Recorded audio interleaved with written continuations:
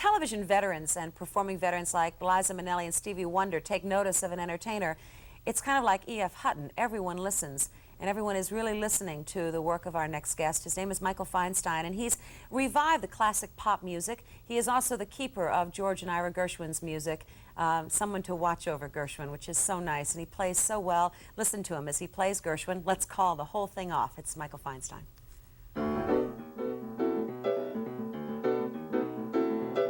Things have come to a pretty pass, our romance is growing flat. For you like this and the other, while I go for this and that.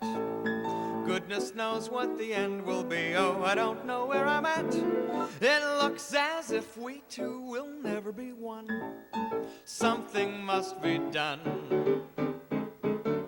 You say either and I say either. You say neither and I say neither. Either, either, neither, neither. Let's call the whole thing off.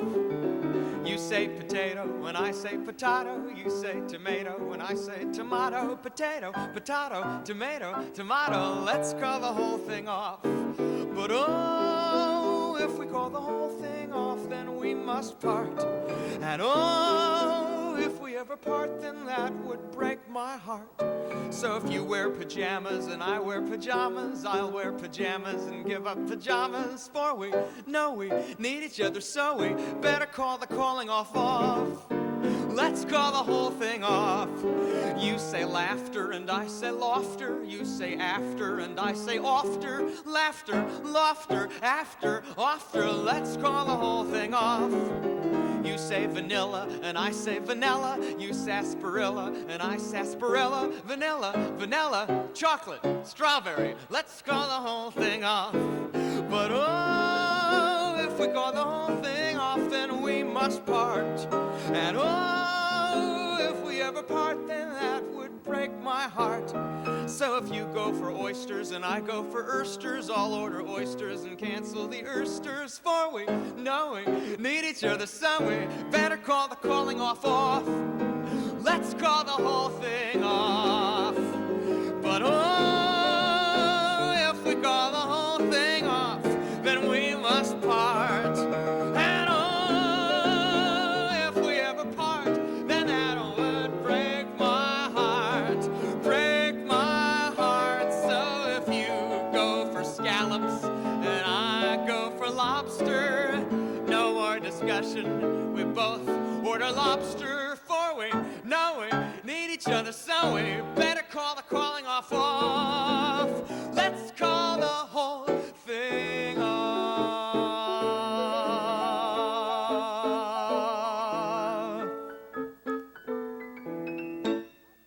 All right, Michael Feinstein. Boy, I can see now why you played a standing room only at the Algonquin in New York. Thank you. And everywhere you work. How are you? I'm fine. How are you? You really are the keeper of Gershwin, and it's so nice, but you're so young to be doing this. Well, I can't help it. No, I know, but you are young. You know, you'd think of someone maybe a little more middle-aged taking care of Gershwin. Why?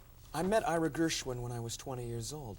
I had moved to Los Angeles, and less than a year after I moved there, I was introduced to him by June Levant, Oscar Levant's widow. And he asked me to start working for him, and I spent 6 years taking care of his archive of Gershwiniana. What a mentor to have. It was the most thrilling and important time of my life, because I think the age 20 to 26, that's a very important time in anyone's life, and to spend time with a man whom I idolized was quite thrilling. But you had music in your blood. Growing up in Columbus, Ohio, your mother and father, they were good for your career, weren't they? Well, they were very supportive of me always. They never said, you have to do this, you have to do that. They never told me I had to go to college or anything. I didn't know what I wanted to do, but I started playing piano when I was 5, and my mother was a tap dancer, and my father sang with big bands in Columbus, where I grew up, Columbus, Ohio. So they were always very excited that I had musical ability.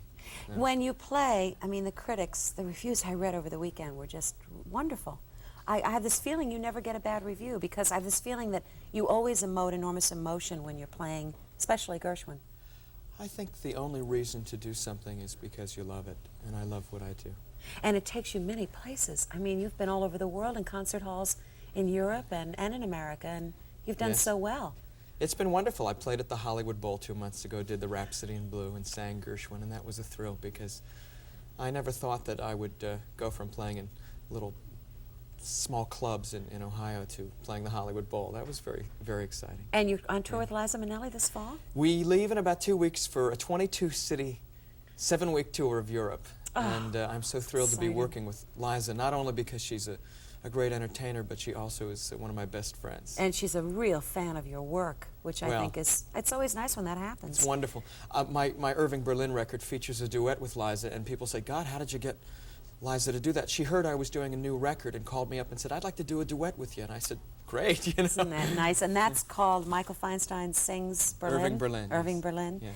Why did you not pick up at your age on the Beatles and that kind of music and maybe adapt it to the piano rather than Gershwin? I'm interested. And how do you feel about that kind of music? I like contemporary music. Most contemporary music does not touch my heart the way this show music does, and people always say, why did you pick that music? Well, it chose me.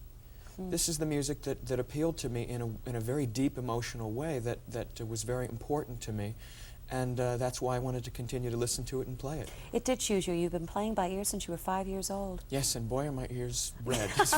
Your mother actually thought you were lying to her, didn't she? I read that. Was that true? Yeah, it's true. The first time they laughed when I sat down at the piano, as they say. My parents just got a piano, and I sat down and played Do-A-Dear with chords. Played the whole song, and my mother said, did your father teach that to you? Because he could play like 3 songs. I said, no. She said, well, how do you know that? I said, I made it up.